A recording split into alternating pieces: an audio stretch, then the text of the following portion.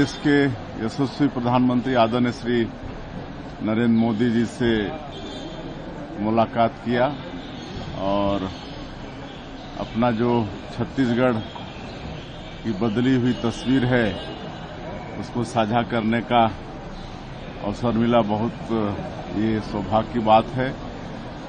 और हमने कल दो बातों पर उनसे चर्चा की। एक तो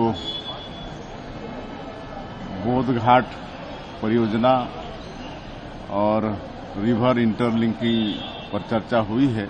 और ये बोध घाट परियोजना के बनने से करीब 4 लाख हेक्टेयर में सिंचाई होगी और रिवर इंटरलिंकिंग से करीब 3 लाख हेक्टेयर में सिंचाई होगी और इस तरह से कुल 7 लाख हेक्टेयर में सिंचाई होगी।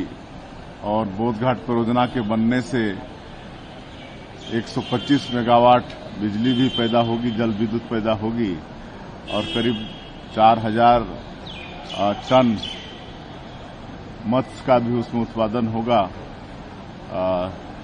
तो इसकी चर्चा हमने माननीय प्रधानमंत्री जी से की है।